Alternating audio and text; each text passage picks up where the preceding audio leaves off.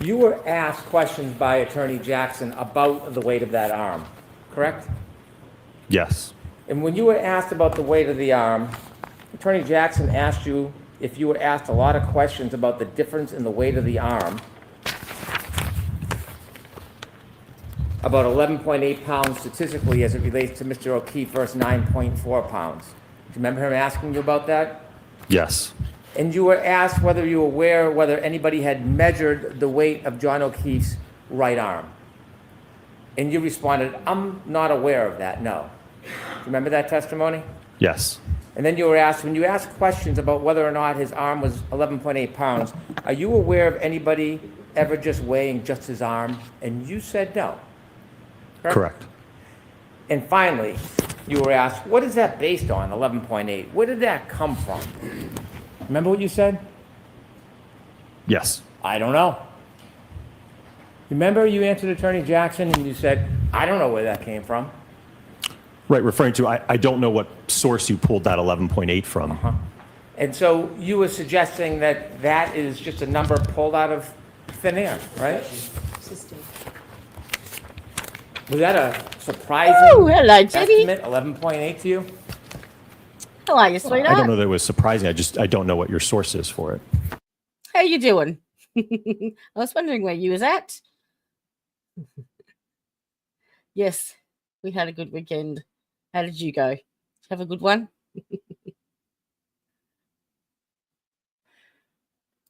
Well, when you engage in accident reconstruction, you never just take somebody's limb and sever it and throw it on a scale, do you? I'm not usually doing that part of the analysis, no. So when you're relying on body weight and different parts of the body, there is strong statistical studies that give you a guide, isn't there? I would agree with that, yes. Well, the numbers just aren't a thin air. If you're doing a study and you have to figure out damage to an arm or a foot or a leg, and you have to come to an estimated value or weight, you have to get that information from somewhere, don't you? I would agree, yes. So you just make it up out of thin air. You have to find a resource, a reliable, vetted resource. True? I would agree. And that's what you do. Ah, In some instances, yes. Well, in this case, you chose an arm that was 9.38 pounds. Oh, good, sweetheart. Get the support that the I don't know where Simi is. 216-pound, 6'1" man would have an arm that weighs 9.38 pounds. Where did you get that from? Well, it's conservative from the standpoint, if you think about one of the equations we talked about last week, force is equal to mass times acceleration. see, I told So you. if we take the acceleration data, We're talking about Hank and the microphone issues. So that's exactly what he's doing. He paces backwards and forwards in front of, or just behind the defense table, instead of standing at the lectern. from our test, and we multiply it by a lighter mass, the 9.38 pounds, it's less force to the arm. So now if you want to increase the mass of the arm, you're now talking about a greater net force to the arm. So it's conservative from a force perspective. Put aside your story about the force perspective. My specific question is... So it's sustained. Ask the question differently. I'll ask you again, Doctor. Tell You're an us where you got the 9.38 pound value from when considering a 6'1". He drives me crazy just... Where did you get that from so you could be... just being present. It is the mass of the hybrid 3-arm. We saw the photograph that depicted the weight. Again, how you account for that when you're doing the force calculations is you would utilize the acceleration data that we measured, and then you would apply a different mass, in this case, a heavier arm. And I will note, it's the same thing that Dr. Welcher did in his drop test with the hybrid 3 head. He ultimately measured the acceleration of the head, and then to calculate the force, he adjusted the mass of according to Mr. John O'Keefe's mass of his head. So for the third time, I'm going to ask you just a very simple question. Oh. Dumb it down for me if you can, okay, Doctor? Where did you get the source to legitimize using a 9.38 pound arm for a person that's 6'1", What? 216 pounds? Where is your source to say that arm Yes. is validated? Oh my to use God. that size man? You have no idea. I nearly peed my pants when I saw her message come up. I'm just like, holy fuck. Thank Christ for that. Bloody hell. I don't actually think she's been back on. She made a comment on Tanya's Nana post, but yeah, I don't think I've seen. Oh yeah, she did. She said she had some family issues. I think that's right. But yes, very relieved. Very. Where is that? Again, it's the weight of the ATD arm. That is what the 50th percentile arm weighs. As I mentioned, That's right. She did. in our field, it's accepted to utilize the acceleration data, and then you adjust the force based upon an increase in mass. Is that your answer? Yes. Mr. O'Keefe's body weight and size does not put him in the 50th percentile like the 9.38 arm.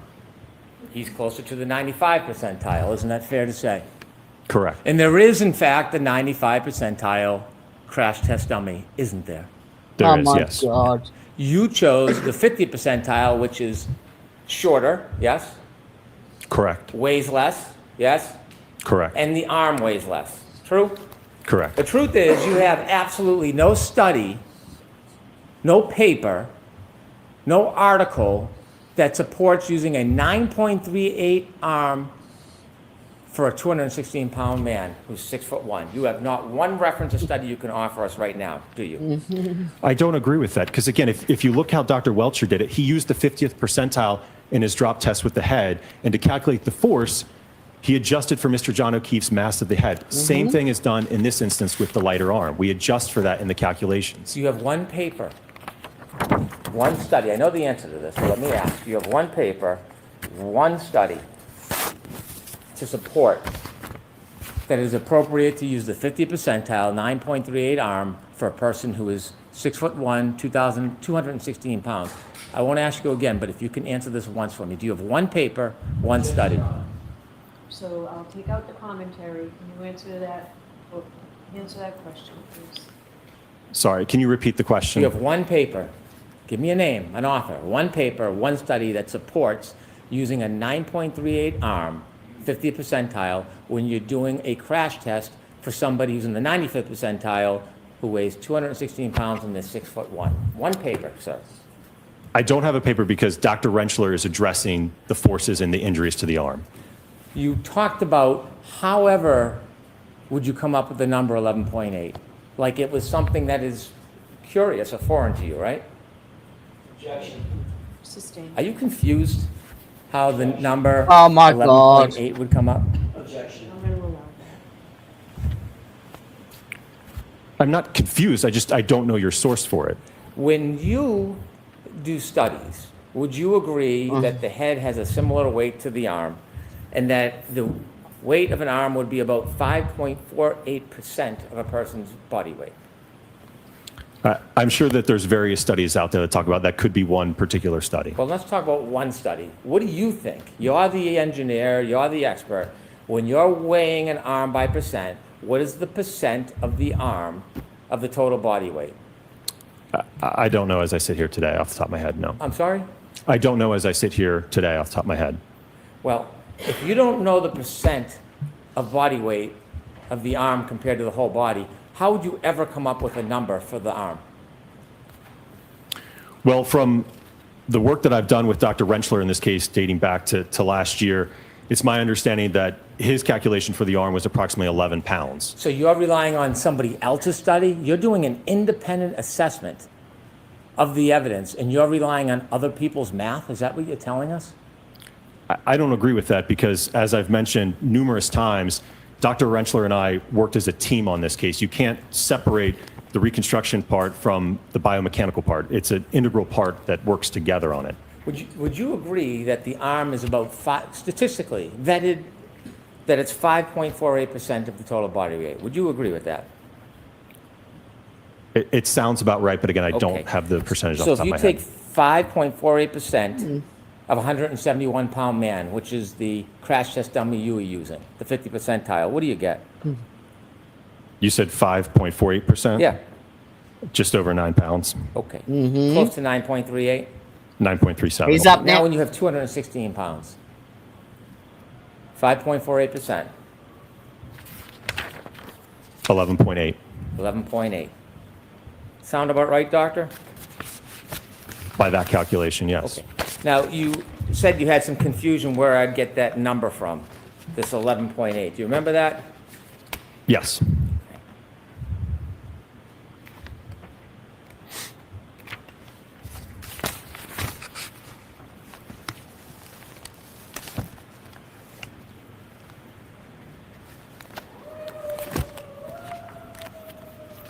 And when I threw out that number, is that the first time you heard of that number? The 11.8? Yeah. Yes. Or 11, is that the first time you heard of it from anybody, 11 pounds? Is that a new number to you?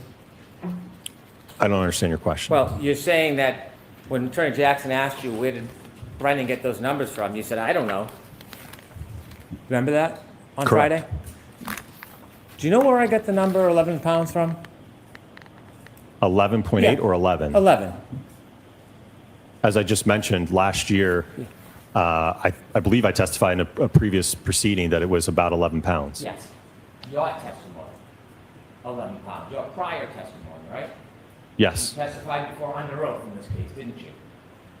correct. And when you testified under oath and you were giving a general estimate about the pounds of Mr. O'Keefe's arm, based on your experience and your training, you said it was around 11 pounds. Those are your words, right? Correct, yes. Under oath. Yes. Right. You can't delete something that's under oath, right? Objection. Sustained.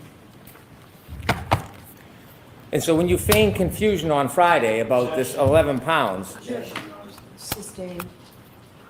so when you answered questions last Friday about wherever this 11.8 pounds came from, you weren't so confused about that because you've used 11 pounds before yourself, haven't you? Yes, but again, I don't know where you got that 11.8 from, so. Well, we just did the math, didn't we? Yes, Okay. And you used a calculator to help you, didn't you? I did, yes. Calculator works. Yes, Okay. You said you wouldn't calculate the difference, but you did. And so what you just went through this exercise is you divided that difference, that 2.48 pound difference, right? correct. And then you divided it by 11.86. Divide 2.48 by, from the 9.38. Okay, What percentage do you get? 26.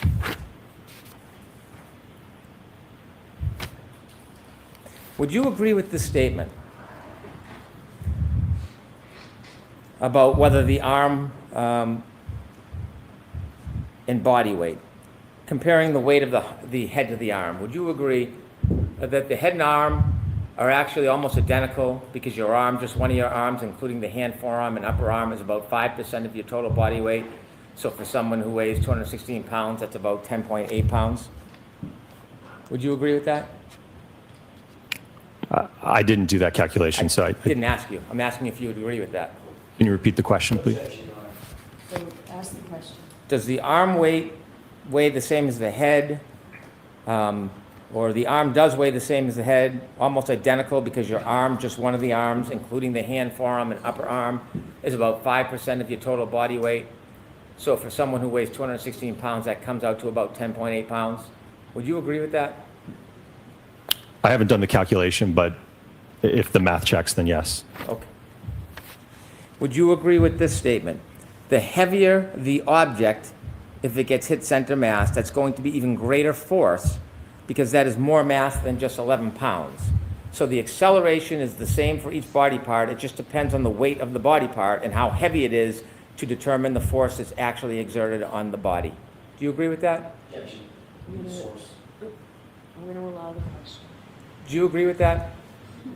Yes, and I think I described that a little bit earlier, is you would increase the mass, you multiply it by the acceleration, that's going to increase your force. Force is equal to mass times acceleration. Right. So mass has a direct correlation to force. You agree? Correct. So therefore, the heavier the object, if it's colliding at the same speed, will create more force than a lighter object. You'd agree with that, wouldn't you? Correct, more force on the arm, yes. Right. So weight matters, doesn't it, sir? Yes, Force is mass times acceleration. So if the arm weighs the same as the head, you're still going to get the same force. And so inevitably, you change the mass, you change the weight, same speed, it changes the amount of force. Correct, yes. Yeah, okay. When you did calculations in this case, you never took the estimate of 11 pounds, although it didn't exactly calculate the 5.48. You never took that 11 pounds and determined the percentage difference between the mass in that arm and the mass in a 9.38 pound arm, did you? No, I did not. You didn't include it in any of your PowerPoints. No. You didn't explain it to the jury that there's a difference and weight matters. Again, that's something that Dr. Rentschler is going to discuss. I'm asking you because you testified, you gave opinions, you got a PowerPoint. Did you explain to the jury about the difference in force when there's a change in weight? When you did all your PowerPoint and calculations, did you break it down for them? Well, I think it was certainly stated. I mean, I know that we went over Newton's second law, force is equal to mass times acceleration, right? So if you increase that mass number, it will increase the force. When you were putting up your PowerPoints with the speeds, did you explain to us that there's a difference when you change the mass so that if you used a lighter arm, there would be a difference in force? Did you explain that to us in any of your slides? I don't know that I explicitly stated it, but again, that's why we went up to 29 miles per hour to account for that difference in weight. Were you trying to inflate the force for the speed of test so it looked like You're such a collision wanker, had Hank. happened Such a at a wanker. faster speed to cause a certain amount of damage? Were you doing that intentionally? No. You didn't overstate the mass. You didn't use an arm that was 14 pounds that would have created the opposite illusion, right? You used a weight that was lighter than Mr. O'Keefe's estimated arm. Right, because again, it goes both ways. If you increase the mass of the arm, you increase the force on the arm. So there's going to be more force acting on the arm. Let's talk about your studies with Mr. O'Keefe's sweatshirt and his arm, and you gave some opinions about what you would expect for damage to his arm. When I asked you on Friday whether you had any support, any vetted journals, learned treatise, any support whatsoever about whether you should use a crash test dummy arm for these types of studies, you didn't have any support on Friday. Do you have any today that you can refer to? No. Putting aside the fact that you have absolutely no professional studies or journals to support that you should be using a crash test dummies arm for these type of tests, are you aware of the expert literature in this case that the opposite, you specifically should not use crash test dummies when you're trying to do this type of analysis on clothing and a person's body? Are you aware whether that exists? I'm not aware of those studies, no. As a inquisitive engineer, wouldn't you want to know if there was legitimate studies in your work, in your profession, that suggests or states that you should not be using crash test dummies to determine injury to the arm as far as lacerations? Would you want to know that? I think, again, you're getting confused between my role and Dr. Rentschler. Can I finish, please? No. So, No. no comment, Mr. Brennan. Answer the question, please. I wasn't addressing the lacerations or the abrasions to the arm, sir. You had photographs and you were opining that you would have expected or you would not expect there to be abrasions or cuts on that clothing in your test A and B, didn't you? There were no holes or cuts in the material, no. I understand, but you offered opinions. Didn't you offer to the jury an opinion that the abrasions on Mr. O'Keefe's arm were inconsistent with your tests in A and B?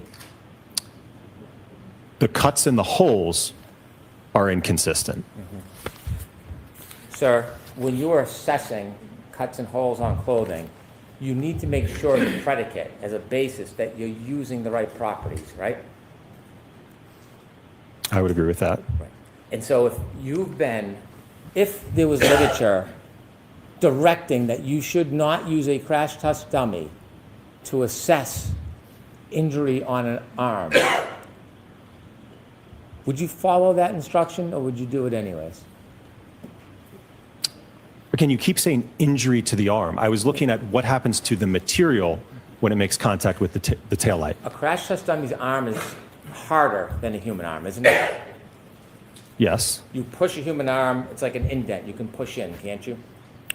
Yes. And that property of pushing in, if a cloth is on it, it is easier for a cloth to tear pushing in than if it's hard. Isn't it? I don't know that I agree with that. Well, do you disagree with that? Well, the hybrid arm is of vinyl flesh, so it's not rigid. Do you disagree with what I just said? Can you repeat your question? Sure. Human arm, softer than the hybrid, yes? Yes. When you push it, you can push in, much different than the hybrid arm, which is stiffer, yes? I don't know what you mean by much different, but there will be a difference, yes. Well, is it a noticeable difference to you if you push a hybrid arm as opposed to a human arm? Yes. When you push a human arm, it indents, yes? Correct. And so if you push with cloth on, the cloth indents, yes? Correct. Which creates an easier, tear in the fabric with less force if you can push in as opposed to a hard arm. Would you agree or disagree with that? I would agree with that. So when you're replicating studies and giving opinions about a person's arm, a real person's arm, using a hybrid arm doesn't seem to be an appropriate standard, does it? I don't agree with that because, again, when the taillight breaks in the test, the arm is now moving with that taillight. So it's, again, like we talked about on Friday, you'd somehow have to have those fragments accelerating at a greater velocity to penetrate that. We're going to get to that, but I'm talking about the stiffness. Let's get back to the appropriateness of using a crash test dummy. Now conceding that a human, it pushes different than the crash test dummy, would you agree that a crash test dummy is not an appropriate tool to use when determining tears in clothing on somebody's arm? Would you agree? I don't think I would agree with that, no. When you used the crash test dummy in test A and B, that was the 5'9" dummy? Yes. When you considered tears to clothing, you bought a new sweatshirt that was similar to Mr. O'Keefe's, an extra large sweatshirt? Don't know if I recall the exact size, but I think one of them might have been an extra large. And then you bought a second one that was medium. So when you used the smaller dummy, you weren't actually using Mr. O'Keefe's size of extra large. You used a medium sweatshirt, yes? Yes. Because it was a smaller dummy than the size of Mr. O'Keefe. That's why you needed a smaller Oh my fucking sweatshirt, God. yes? I think it was more or less just what we could get our hands on. Well, you had an extra large and a medium. You didn't put the extra large on in test A and B, did you? I don't recall off the top of my head what sizes were on each test. Okay, could we show a picture of A to remind Dr. Wolfe?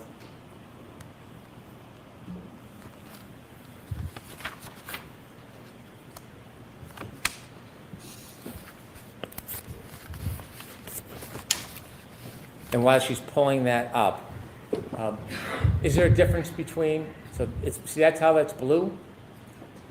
You see that's medium? Yes. So the blue ones you use for test A and B, correct? Correct. The smaller crash test dummy than Mr. O'Keefe, the 5'9" crash test dummy, yes? Correct. And then when you used Randy and brought him into the scene, you used the extra large, the gray one. Correct. Right, so you used a different one because it was a smaller anatomical doll than the size of Mr. O'Keefe, yes? We used different sizes. The material blend was the same. This was new. Correct. The extra large you put on Randy was new. Correct. Did you consider the wear and tear on Mr. O'Keefe's sweatshirt, the extra large sweatshirt he was wearing that night? The wear and tear? Yes, the wear and tear. No. Did you ever consider the differences between a brand new sweatshirt and one that had been worn? No. Had you ever had clothing, sweatshirt you used repeatedly, maybe put in the dryer, wears it down? Sometimes you can get holes more easily. Did you do any type of analysis on that whatsoever? No, I'm gonna allow that. Any type of analysis whatsoever on the age or whether it's stretched the same, anything like that? No. No variables whatsoever on the sweater, did you? No. Okay.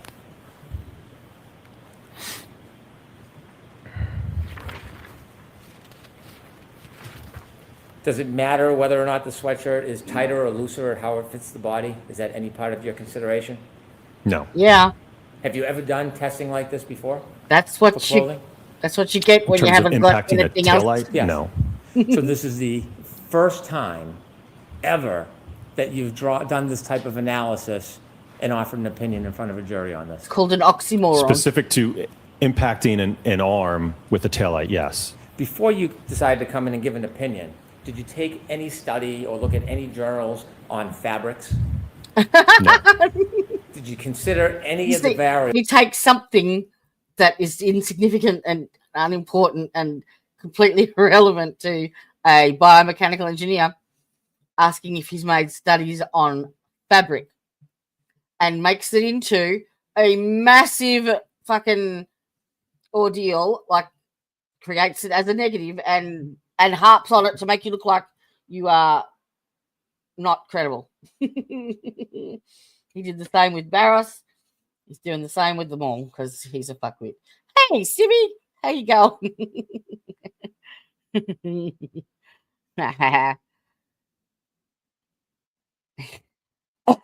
He's not a fucking seamstress. Thank you, wanker. Variables that one would want to consider regarding fabrics before you came in and gave this opinion? No. Did it concern you when you were coming in to give a professional opinion about something you've never done before, whether or not you were studied in the area before you did it? Well, I think I relayed my observations from the test, right? I certainly explained how we set up the arm, how the arm was closed. You all obviously saw the impact testing to the arm, so I'm relaying my observations from the test that we did. Did it concern you that you were coming in to give an opinion on something you have never done before? And that you did absolutely no study on fabrics or any of other people's analysis on fabrics in cutting? Did that concern you? No. So you were comfortable just coming in with no experience in this whatsoever, without On even fabrics? studying or doing any research? You were comfortable to come in and just throw out an opinion? No, again, and Dr. Rentschler is going to address part of this. Again, we worked as a team, so there's a synergy between the two of us. Well, putting aside the synergy, you're the one on the stand under oath, yep? Correct. You're the one testifying, giving opinions to this jury, yes? Yes. You're the one asking them to rely on your experience and training, true? Correct. You're the one asking them to rely on your judgment and your effort to be accurate, yes? Yes. So when you give the opinion, you have a personal responsibility to support that opinion. Not about putting fucking aside fabric, he doesn't. Dr. Welcher or Dr. Rentschler, you have a responsibility for your opinion, don't you? I would generally agree with that, yes. Generally? Yes. Well, when wouldn't you? When would it not be general? Don't you have an obligation every single time you take the stand to give an opinion to be supported, valued, vetted? Yes, single time? and again, Dr. Rentschler is addressing those abrasions and lacerations, which certainly correspond to the material. Right. But you didn't wait for Dr. Rentschler. You offered a number of opinions to this jury. You personally, under your name, you came in and presented yourself as an expert in this subject. Oh, really? Didn't you? Correct. So putting aside Dr. Rentschler, his opinions, do you stand behind your opinions? Yes. Okay. And you do that despite the fact you've done You no can't study, say no that. research, haven't vetted, and have no authority whatsoever. Yes.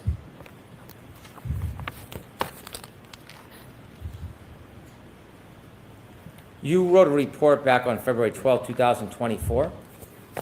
Correct. In February 12, 2024, She may be logged into. do you remember talking about injuries to the arm and damage to the taillight?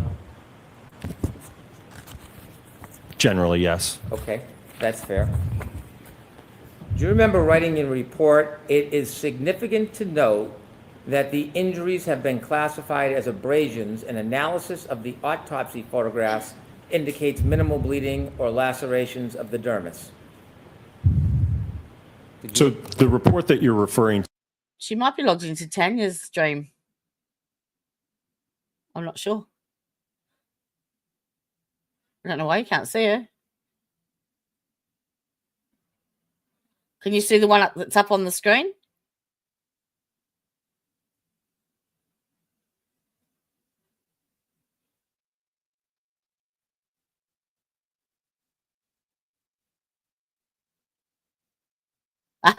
See, told ya. Yeah, she's logged in on Tanya's stream.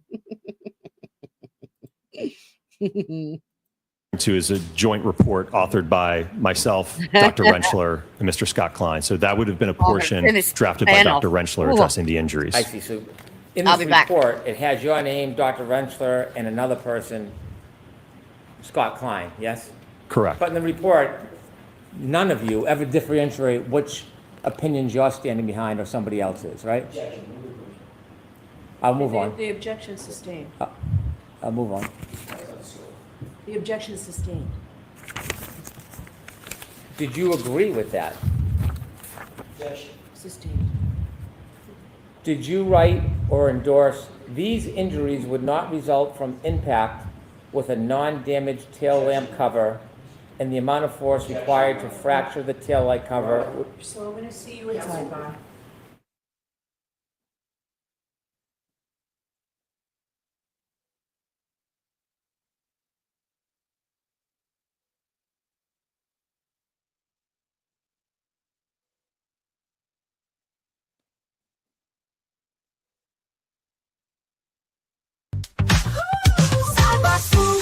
It's in your sight. Like and subscribe. Oh, don't be shy.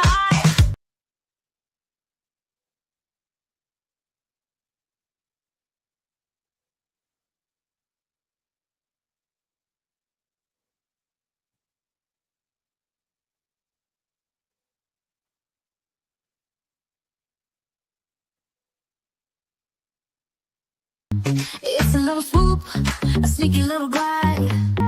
The message is simple, like and subscribe.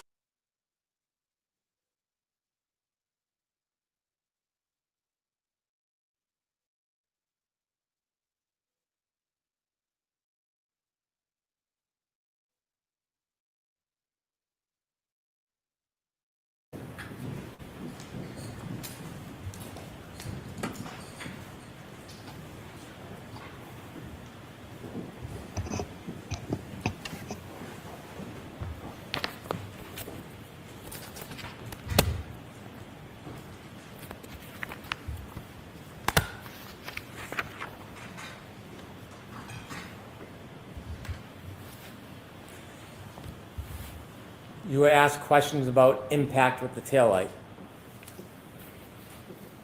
And in fact, in one of your answers to me today, you talked about after a vehicle collides with a pedestrian, there's continued movement between the vehicle and the pedestrian, isn't there?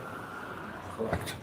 And so while glass that, or plastic that shatters from a taillight might not impale clothes of the skin, would you agree, if your dummy wasn't restrained, when the Lexus collides with the dummy, there'd be continued contact for some time, extended contact between both the dummy and the taillight?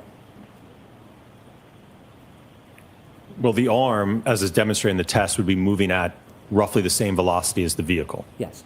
And don't you think that the vehicle would continue to drag the arm until the body either was thrown or spun off? Would you agree with that? At some point, they will separate, yes. At some point, but before the at some point. What I'm asking is, at the collision, when you see all the taillights shatter, right, wouldn't the Lexus, if it continues at that speed, say 24 miles per hour, for example, it would continue to drag with that dummy's arm longer than is shown in those experiments because the dummy is restrained? Sorry, can you repeat the question? Yes. Would you agree that if a Lexus is backed up at 24 miles per hour and hits the dummy's arm and the taillight shatters, if the dummy wasn't restrained and moved regularly, it would extend the contact between that shattered taillight and the dummy's arm? Would you agree with that?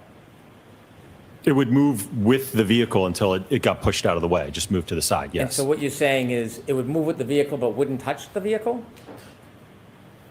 Well, in the one test, if you remember, because of the restitution effects, the arm reached a speed of over what the impact speed is. So In some instances, it actually might move at a speed greater than the vehicle. Fantastic. In some instances, would it move slower and be dragged by the vehicle's broken taillight? Dragged? Yeah, I don't know so if when I say understand. drag, push. How about we use the word push? Pushed by the broken taillight. Could that happen? The arm would move with the taillight until it moves out of the way. So you're saying it would move with or faster, but never would slow down where it gets pushed by the car? It's moving with the vehicle, sir. I don't understand your question. Well, no. You said it moved the vehicle, sometimes it moves even faster, suggesting space between the broken taillight and the arm. That's what you're suggesting, right? Correct. So it can move with, it can move faster. Can it ever move slower and the vehicle pushes and drags against the arm? I mean, it might be able to move a few miles per hour if it doesn't have as much of a center of mass hit, but it's still going to move out of the way because it's on a joint. I understand, but before it moves out of the way, could it be pushed by that broken taillight? That's the simple question I'm asking you. Could it be pushed by the broken taillight? Just moving adjacent with the taillight, just moving along. Yes. Would you agree with this? If you have an arm struck at 25 miles per hour, significant more damage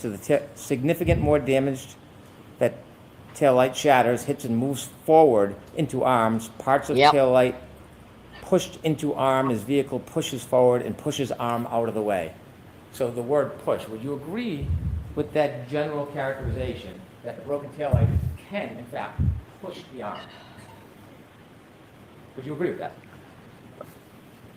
Generally, I guess, again, it would move with the vehicle, the arm together. Not move with. I'm asking you if you would agree about pushing. Would you agree with that? I heated my soup up. As long as we're on the same page about it, it's pushing the arm, but it's with the vehicle. They're moving together. So, but in essence, yes, the arm is being pushed due to the fact that there's a force on it. And the pushing Yep. could have that arm in contact with the broken pieces of the taillight if the taillight broke, correct? Just moving at a common velocity. The operative word here is push. And so you would like to agree with me, you could disagree with me. Can the broken taillight push the arm so it contacts and provides force against it? It's called accelerate. Yes. That's what they were measuring. The acceleration of the arm. Like the impact.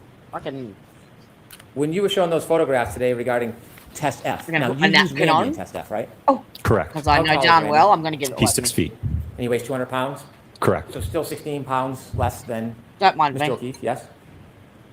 Correct. And you keep referring to Randy as a crash test dummy. Randy's no dummy, right? He's a mannequin. Well, He is, but oh he my signifies fucking God. basically what happens when you have 200 pounds of mass striking the rear of that vehicle. I don't want to misrepresent Randy. He's not a crash test dummy, is he? Well, it wasn't used for biofidelic purposes. It was to, again, what happens when you have 200 pounds of mass strike the vehicle. So when you've been referring to Randy as a crash test dummy, My you don't God. mean to do that. That's a misnomer, isn't it? I don't know that I agree with that. So you think that Randy is a crash test dummy? He's a certified, approved crash test dummy. No, and I think I made it very clear that there is no instrumentation on it, right? And one of the reasons why I mentioned that is those ATD dummies are $150,000, so we're not going to risk impacting it with the Lexus and destroying that. I can understand the cost analysis for you, but I want to be clear.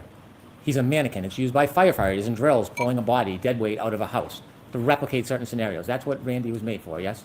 He can be used for those, yes. Right. He's not a crash test dummy in the parlance of Neither is a Dr. fucking legitimate studied wanker. crash test dummy, is he? I don't agree with that because, again, we use that type of dummy in all different types of tests. There's an H395M PED, which most closely replicates John O'Keefe's size and body, isn't there? Correct. You didn't have that when you did your test, did you? No. When you do crash tests, you can put a magnetic control on the crash test dummy, so upon impact, it releases and is thrown. You could do that, couldn't you? That is one way, yes. Right. So that way you don't have to put the dummy on a forklift, and then it creates a different scenario than real life, correct? That could be one way that you could do it, yes. It doesn't impede any roll or drag when the dummy's hit. That's one reason you would do that rather than a forklift, yes? Correct. Also, it might show some throw, which could lead to other type of damage like holes in clothes, yes? Correct. But you didn't use the magnet, you used a forklift. Because again, the purpose of the test was to evaluate, we talked a lot about those timeframes, right? That 10 millisecond window. It's to look at, from the vehicle damage perspective, what happens to the taillight, right, in that interaction. And then ultimately, what is the acceleration that the arm experiences in that 10, 15 millisecond window, right? What happens 1 second after, 2 seconds after? Again, that wasn't of concern for me in my analysis. You didn't use a magnet, you used a forklift, right? Correct. And when Randy went for a ride, you didn't expect him to break off the string and slide across the street, did you? We didn't expect him to? You didn't expect him to be thrown. You didn't expect the string on the forklift to break and then Randy to go flying. You didn't expect that, did you? Oh, I certainly expected that. So you expected a throw with that. Yes. And the street has hard concrete and has a lot of irregularities to it, doesn't it? It's asphalt, yes. Yeah. And the photos that you were showing today on redirect examination, did the defense show them to you during the direct examination? Any of those? No. Ms. Gilman, can you pull up that last exhibit with Randy on the ground? I think it's exhibit 221. Okay. And so this is Randy, right, doctor? Yes. Zoom in a little bit, please. What's that red thing near his shoe?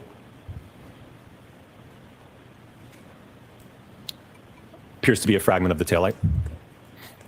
Can you zoom out? Could you go back an exhibit to the one before? Could you zoom in? Did you see any taillight fragments on his body or in his clothes?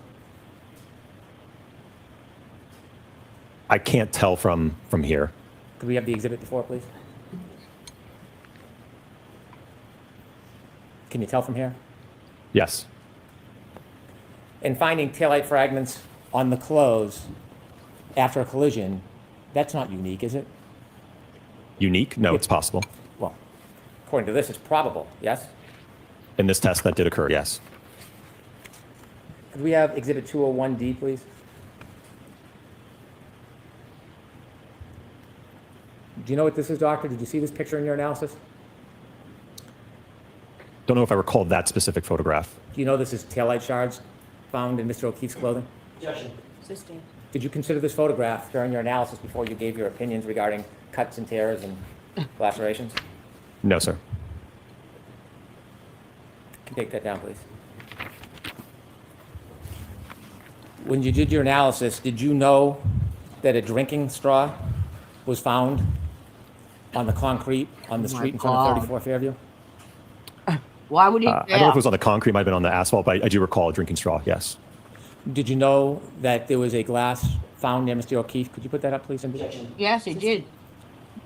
Did you talked about cuts and injuries. Did you, Sustained, it sounds like it's beyond the scope. very well. When you did test D,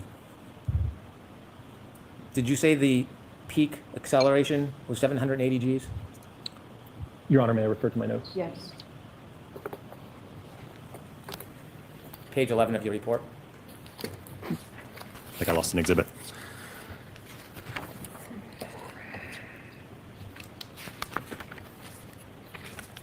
Jeez, I'll make a mean soup.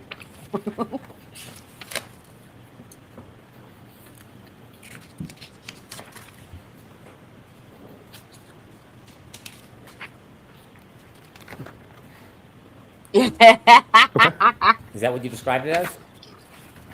For test D, Yes. the acceleration of, we talking about the hand? Yes. 780 Gs, yes. 780 Gs. Okay. When you did your comparison before you gave your opinions, you showed us a scuff on the exemplar vehicle, photo 77. Beyond the scope, Mr. Bennett. A few more questions, Dr. Wolfe. You showed us holes in Randy's sweatshirt from test F. You remember that? Yes. And you talked about what you would or wouldn't expect in a collision as far as holes. And did you say something like that was inconsistent with Mr. O'Keefe? Yes. That's what you said on redirect, right? Correct. Okay. Did you consider whether there were holes in Mr. O'Keefe's sweatshirt separate from the holes in the arm? Sorry, can you repeat the question? Yes. When you were making that opinion about consistent or inconsistent, did you ever consider whether there were holes in Mr. O'Keefe's sweatshirt other than the right arm. Well, I know that there was cutting to the. May I approach and retrieve these, Your Honor? Yes. The EMT's got it off him.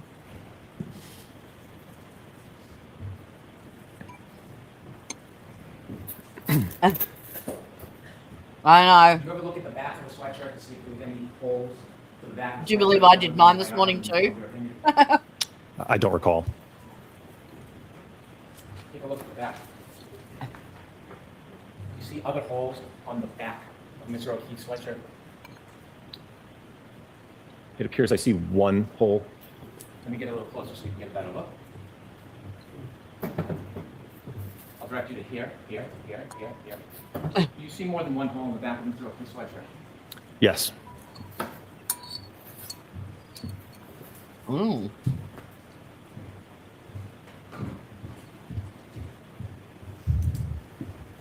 When you were forming your opinions that the collision would be inconsistent to damage to Mr. O'Keefe's sweatshirt, did you consider that Mr. O'Keefe may have fallen or landed on his back?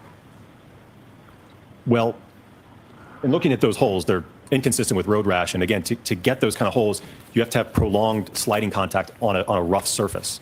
Did you consider that Mr. O'Keefe may have fallen or landed on his back? Well, if you just fall and land on your back, you're not going to be sliding to get those abrasions and tearing. And again, those are not consistent with road rash. Didn't ask that question. Did you consider? Sorry, can you? Did you consider whether Mr. O'Keefe had fallen or landed on his back? No. Did you know about or consider the multiple holes on the back of his sweatshirt when you came and formulated your opinions? No. You did no studies whatsoever about the damage to the sweatshirt if he fell or landed on the cold, hard ground and had broken taillight shards in his clothing, did you? No. I have no further questions. Good. Yeah, just a moment, Your Honor. He wasn't employed in that fucking capacity. Mm-mm. If I may, Your Honor, very briefly. You were asked by Mr. Brennan, That was give delicious. me one name, very dramatically, of someone, Objection. The objection sustained. you were asked to give me one name to support using a 50 percentile hybrid 3 in testing forces on a 216-pound man. Do you remember that question? Yes. How about the name Judson Welcher? How about that name? So the objection sustained. Did Judson Welcher use a 50 percentile hybrid in his drop test? Objection. So that's sustained as to form. What did Judson Welcher use in his drop test? A hybrid 3 50th percentile male, the same that we use in our testing.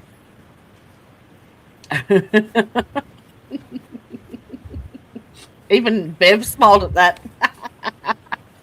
You were also asked whether or not using that hybrid 3 arm with the same speed would have an effect on the force equation, on the force calculation, correct? Correct. And you agreed it might have a small effect on the force calculation, correct? So sustained as to form. This is just foundational, Your Honor. Sustained as to form. How did you answer that question? I'm sorry, can you repeat the question? Sure. Let me ask it this way. In the 29-mile-an-hour test with the hybrid 3 arm, were you going faster than 24 miles an hour? Yes. And what was the calculation again on the increased force that would be exerted on the taillight, on the arm, area of the taillight? 14%? Yes. Go another bowl of that. So sustained. How much, what was the percentage that you calculated? The increase? 14%. And did you find damage, even with the increase of 14%, did you find damage on that exemplar taillight consistent with the extensive damage on the subject SUV? Objection. I'll allow it. No. Can we have 201D put up one more time?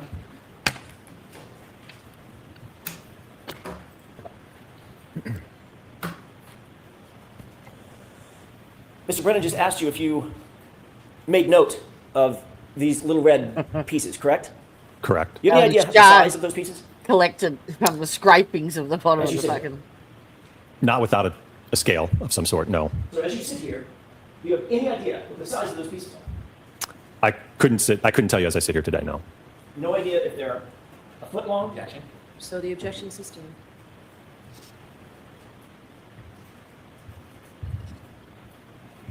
You were asked, when shown this picture, if you accounted for this in terms of damage to the garment, the sweatshirt, right? Correct. What if I told you those were, Objection. So the objection's sustained. He said he doesn't know the sizes. That's the end of that, Mr. Jackson. I realize he said he doesn't know, he was That's asked the questions. end of that, Mr. Jackson. You have Mr. Wolfe, do you have the picture of the tin? The TIN, tin, the little round tin? Do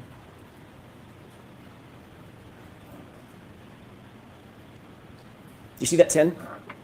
Yes. Are you aware that all those pieces are inside that tin? Objection. Sustained. And jurors disregard that. Did you ever see this tin in your analysis? I do recall seeing, yes, in the evidence photographs of all the fragments, yes. In your experience, are very large pieces or very small pieces put in little tins about 2 inches wide? Sustained. Fucking hell. You were asked a question about the arm being pushed by the taillight. Asked a bunch of questions about that, right? Correct. You indicated, what did you say in terms of the contact by a vehicle pushing an arm? It's going to move with the vehicle until it separates. In your testing, how long did it take the hybrid 3 arm to get up to speed of the vehicle in the 24-mile-an-hour test? About 10 milliseconds. I'm sorry, say that again, louder. 10 milliseconds. 10 milliseconds, correct? Correct. So when you say the arm is being pushed, it's being hit, right? Objection. The objection sustained and it's struck. In every one of your tests, every single one of your tests, did any taillight fragment tear a hole in the sleeve of the shirt that you were testing? No, there was no holes, punctures, fraying, nothing to the material. Was there ever a defect in that garment in any of that testing other than the road rash that we saw in the 29-mile-an-hour direct impact? That the only test that showed the holes and the abrasions was that full-on hit where the body was sliding on the ground. There was no test where the taillight caused any type of punctures, holes, or fraying to the material. And in that test, what happened to the back of your license, the test license? Destroyed. Okay. You already have follow-up questions. Okay, go ahead.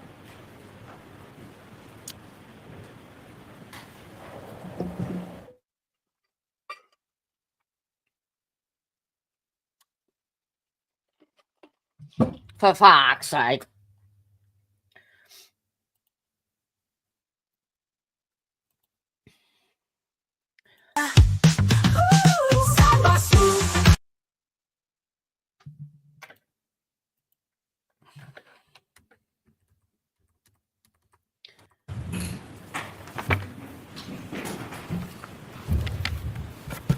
On redirect, you again talked about the impact between an arm and the broken taillight.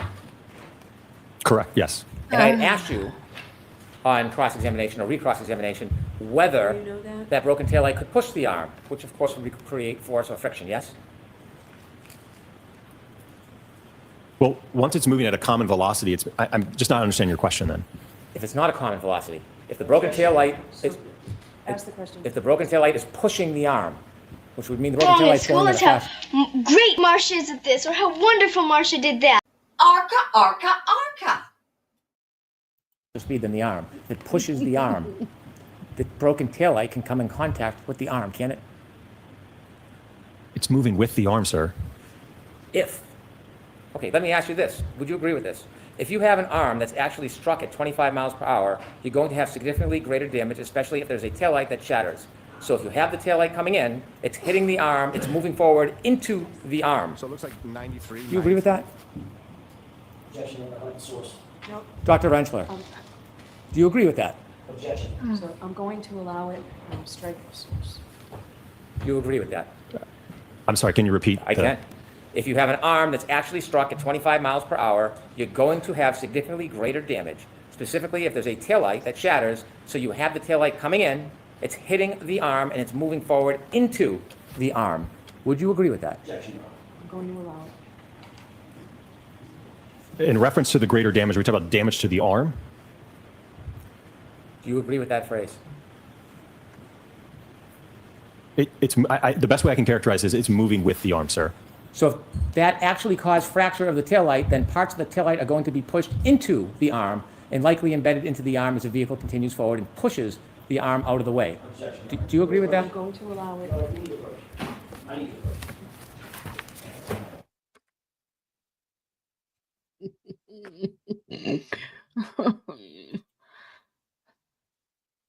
One look at you, and I know that you are an idiot.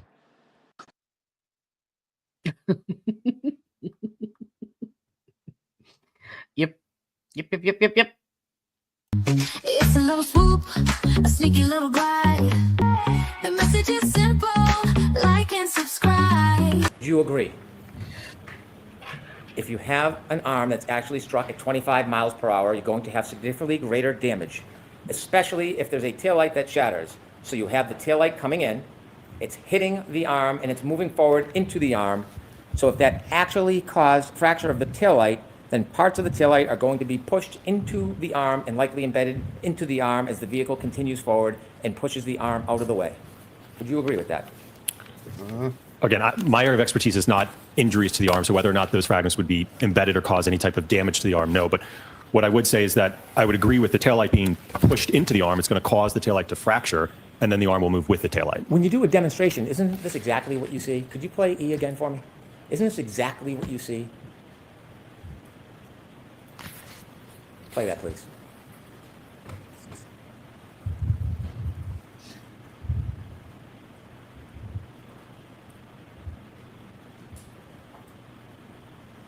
And now, stop, please.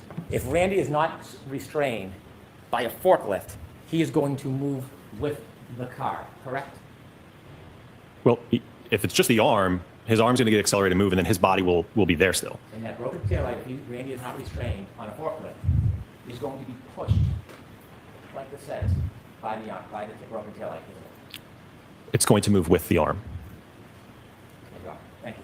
All right, so jurors, we're going to take a morning recess. We'll see you in about 20 minutes. They're going to do the voir dire. They're going to do the voir dire of Dr. Lapasata right now.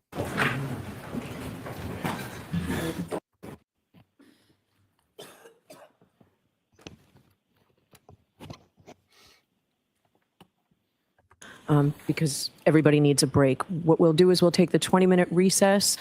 Who's doing the directed Dr. Lepasada? Is that you, Mr. Jackson? Yes. All right. So what I would ask you to do is not do anything on your direct examination with Dr. Lepasada that involves the mention of dog bites or the evidence regarding motor vehicle experience, because we still need to have the voir dire. But I don't want the jury sitting out there any longer than need be, at least until the luncheon break. So without that, how long will it take you? Can you use the hour? Credentials, but Your Honor, half her credentials are the fact that she's an expert in dog bites and an expert in motor vehicles. When I give her education, training, background. Okay, is that all in her resume?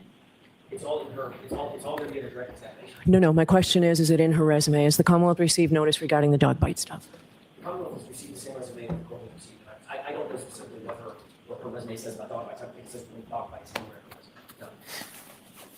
We have absolutely no notice. But the courses that reference dog bites are listed. Say that again? The courses that reference her teaching dog bite issue and pattern recognition, they're listed in the resume. All right. We'll see you at 12. Mm-hmm.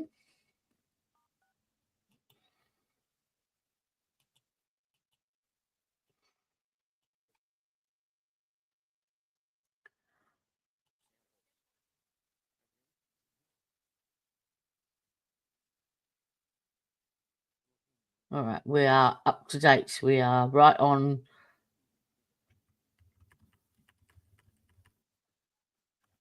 schedule. And I think probably just about right in time for them to come back again. Obviously, someone's there because they're I've got CCs coming up.